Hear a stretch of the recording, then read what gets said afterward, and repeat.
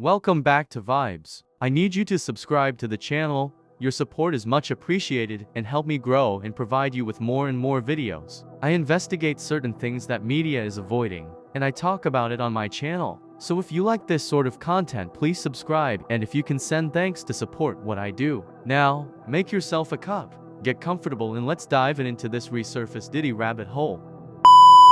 So, there are some A+ celebrities, women who were stuck in a vicious circle to reach their fame. We had sickening men, controlling, feuding, hungry men, who were pulling strings in music industry. And then we had a bunch of great talented women, with huge dreams, who were ripped of their innocence. They were ripped off their youth, even their careers, their freedom in some sense, just trying to make their own name in the industry desperately. Do you think this is any different today? No. Do you think this is any different in a Hollywood, sports, music? No, it's all the same circle. Me Too movement is bigger than anything else. This is not a talent competition. This is dirty business of other sort. The more degrading, the higher the success, the higher the price to pay, the better the results, the less control these women had. The more dignity lost, the better the results. This is what we call selling one's soul. But it's not just women being moved around, men are too. And I will get to that in my later episodes. Today I will reveal another alleged victim of these games. Another alleged toy in P. Diddy hands. One of many, but this one we really liked, especially my generation, we grew up with her.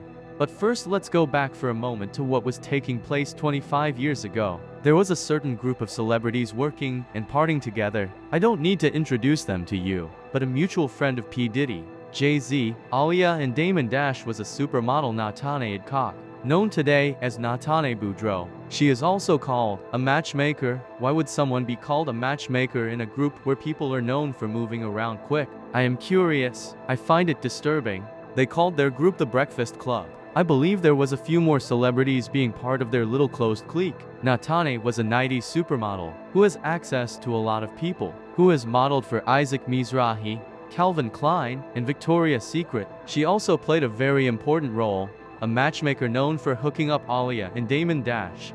Natane is mentioned in Jay-Z's I Miss You remix song along with others. Jay has also mentioned the Breakfast Club. We used to be in the Hamptons, party a lot. We was the Breakfast Club. Does it make you wonder what someone like Natane is doing around this crowd? You know, there were few people like that in the past. And then we learned some sad stories years later. Someone didn't match the crowd yet was seen everywhere, and we wondered why. Everyone on this photo had a role to play. Each person was of different grade. Some had more control than others. Some had to let go certain things to be part of it, to play along. Some had a smooth exit. Some didn't. For instance, on some of these photos all taken in the same time, Aaliyah and Jay-Z look like a couple.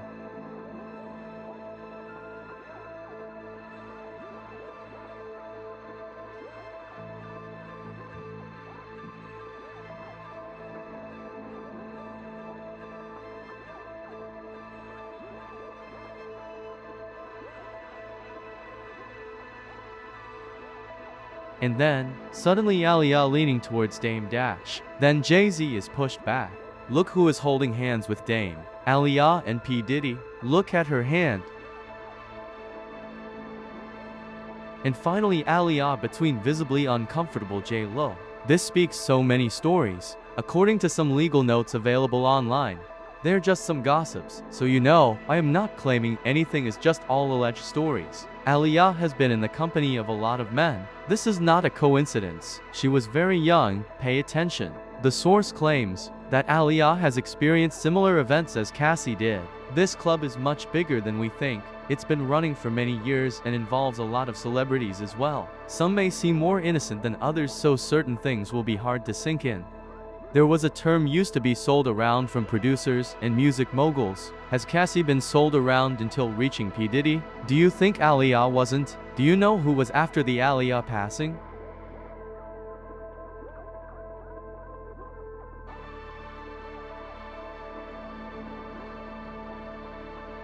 A few years after Aaliyah passed away, the club was scouting for someone new. They found a new girl. She was 15 at the time. She had a voice and the look perfect package. She was always seen in the company of one producer, Irv Gotti, who initially made calls to pass her further. CEO of Murder Inc., Irv Gotti, featured on a Drink Champs episode discussing his alleged romance with Ashanti 2 decades ago. Within the interview, Gotti elaborated on his perspective regarding the connection he shared with Ashanti, shedding light on the bond from his 52-year-old viewpoint.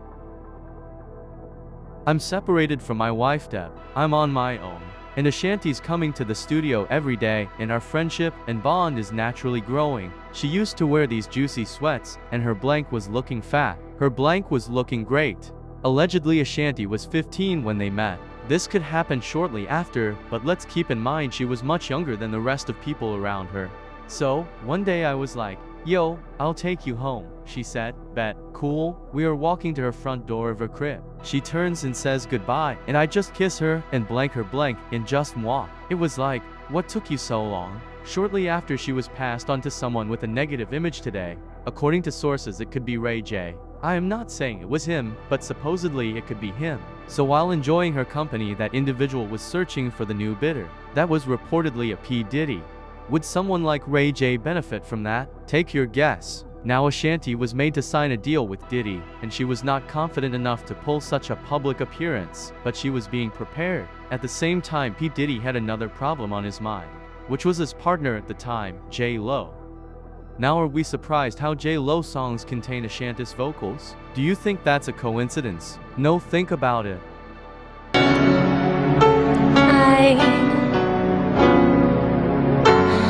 I don't waste dream. No!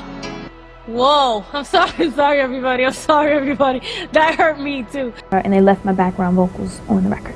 And people, they say, you know, are you the ghost voice for, have you heard that? Yes, I heard that. But I mean, I referenced the record for her, which is, you know, done a lot in the music industry, and they left my background vocals on there, so I tell them niggas mind their biz, but they don't hear me though. Ashanti was dropping her successful singles. In fact, she was smashing hits.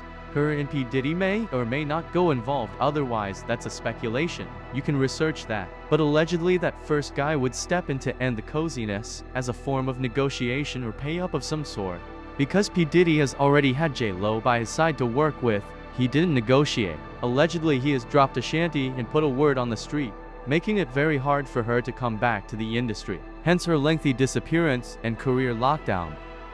It has taken Ashanti a decade to come back and make name for herself again, and she is one of the legends of our generation. But you know what? Someone else has also disappeared from the music. You know who? J-Lo. Now the same sources claim that she has benefited from her relationship with P. Diddy financially. Over a period of long time, she was absolutely sponsored, gifted, and walked away with a sum in her pocket. We can imagine that is possible after Cassie's lawsuit details, where she has also described how her entire lifestyle was sponsored by Puff Daddy. J-Lo has already been sort of established in her acting. She had a go in her music career, but would she need it for her fame? No, so her position was different from other girls. Nevertheless, she was there while there was Aaliyah, and she was there while there was Ashanti as well. And she has certainly seen a lot going on in their breakfast club. For instance, it is alleged noted that J-Lo has arrived at one instance to P. Diddy house where was a party. And supposedly, he was in the middle of a blank act while she walked in, and he didn't bother to even stop what he was doing while he engaged in conversation with her. It's sickening but sadly normalized environment if you look into his parties. He would organize these different sort of events, and now that things began to resurface, we learn who and why was around him at what time. We connect the dots. A lot of people's reputation is on the line today, because when we learn who has gained fame thanks to taking part in those infamous parties, a lot of support for these celebrities will simply vanish. Their name will no longer be a brand to live off. And P. Diddy has been working hard for years to silence a lot of sources and people. The allegations of his relationships with various men we know, women we would admire. As soon as we scratch the surface of this enormous rabbit hole, it's overwhelming. Do your own research. If you got any knowledge on those stories, drop a comment. Let us know your thoughts and see you on the next one.